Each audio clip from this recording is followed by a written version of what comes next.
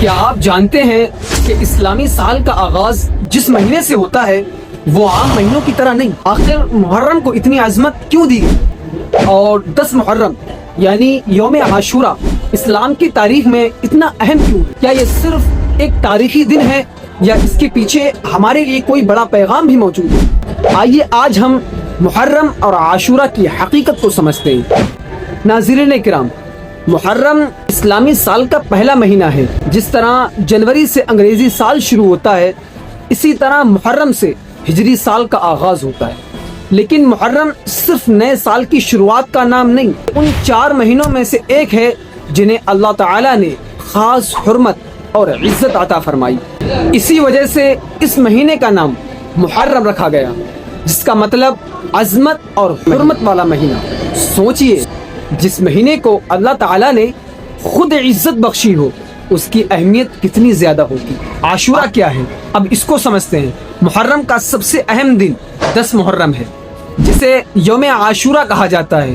یہ دن صدیوں سے اللہ تعالیٰ کی خاص رحمتوں اور نعمتوں کو یاد دلاتا ہے، اور اسی دن سے جڑا ہوا ایک عظیم واقعہ ہمیں اللہ پر بھروسہ اور صبر کا درس دیتا ہے۔ وہ واقعہ ہے حضرت موسیٰ علیہ السلام اور فرعون کا۔ حضرت موسیٰ علیہ السلام اور فرعون کا واقعہ ذرا تصور کیجئے۔ ایک طرف دنیا کا سب سے ظالم بادشاہ فرعون، جو اپنی طاقت کے گھمنڈ میں خود کو خدا کہنے لگا تھا، اور دوسری طرف اللہ کے جلیل القدر نبی حضرت موسیٰ علیہ السلام۔ فرعون بنی اسرائیل پر ظلم کرتا تھا، انہیں ستاتا تھا، ان کے بچوں کو قتل کرواتا تھا، اور اپنی طاقت کے نشے میں مست تھا۔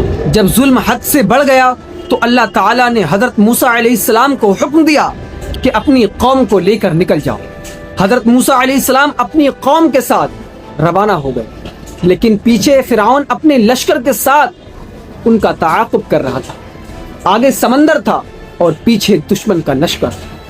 ظاہر تھا کہ بچنے کا کوئی راستہ نظر نہیں آتا تھا، لیکن اسی موقع پر حضرت موسیٰ علیہ السلام نے فرمایا، بے شک میرا رب میرے ساتھ ہے، وہ ضرور میری رہنمائی فرمائے گا۔ پھر اللہ تعالیٰ کے حکم سے سمندر 2 حصوں میں تقسیم ہو گیا، درمیان سے راستہ بن گیا۔ حضرت موسیٰ علیہ السلام اور ان کی قوم بخیریت گزر گئی۔ لیکن جب فرعون اپنے لشکر سمیت اس راستے میں داخل ہوا تو سمندر دوبارہ مل گیا اور فرعون اپنے لشکر سمیت غرق ہو گیا۔ یہ حق کی فتح اور باطل کی شکست تھی۔ اور عاشورہ کے روزے کا تعلق، جب نبی کریم صلی اللہ علیہ وسلم مدینہ منورہ تشریف لائے تو آپ صلی اللہ علیہ وسلم نے دیکھا کہ یہودی عاشورہ کا روزہ رکھتے ہیں۔ آپ صلی اللہ علیہ وسلم نے ان سے پوچھا، تم یہ روزہ کیوں رکھتے ہو؟ انہوں نے بتایا، یہ وہ دن ہے جس دن اللہ تعالیٰ نے حضرت موسیٰ علیہ السلام اور ان کی قوم کو نجات عطا فرمائی۔ اس پر رسول اللہ صلی اللہ علیہ وسلم نے فرمایا، موسیٰ علیہ السلام کہ ہم تم سے زیادہ حقدار ہیں۔ چنانچہ آپ صلی اللہ علیہ وسلم نے خود بھی عاشورہ کا روزہ رکھا اور امت کو بھی اس کی ترغیب دی۔ عاشورہ کے روزے کی فضیلت، رسول اللہ صلی اللہ علیہ وسلم نے فرمایا، مجھے اللہ تعالیٰ سے امید ہے کہ عاشورہ کا روزہ گزشتہ 1 سال کے گناہوں کا کفارہ بن جائے گا۔ سوچئے، صرف 1 دن کا روزہ اور اللہ تعالیٰ کی طرف سے اتنی بڑی رحمت۔ اس لیے علماء کرام فرماتے ہیں کہ 9 اور 10 محرم کا روزہ رکھنا افضل ہے، اور اگر 9 تاریخ کا روزہ نہ رکھ سکیں تو 10 اور 11 محرم کا روزہ رکھا جا سکتا ہے۔ محرم ہمیں کیا سکھاتا ہے؟ محرم صرف ایک مہینہ نہیں، یہ ہمارے لیے کئی عظیم سبق لے کر کے آتا ہے۔ پہلا سبق، شکر۔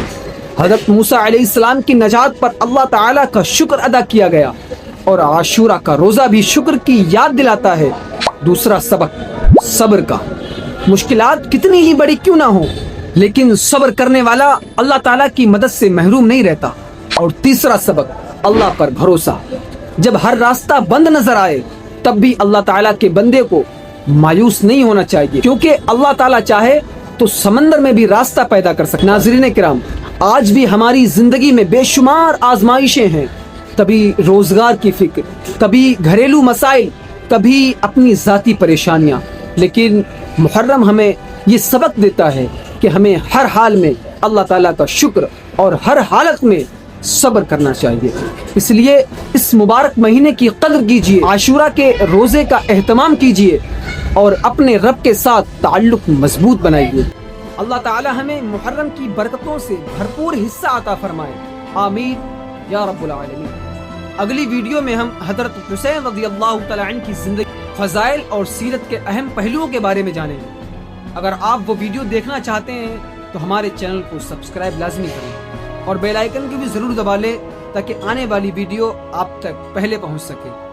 ملتے ہیں اگلی ویڈیو میں، تب تک کے لیے اللہ حافظ۔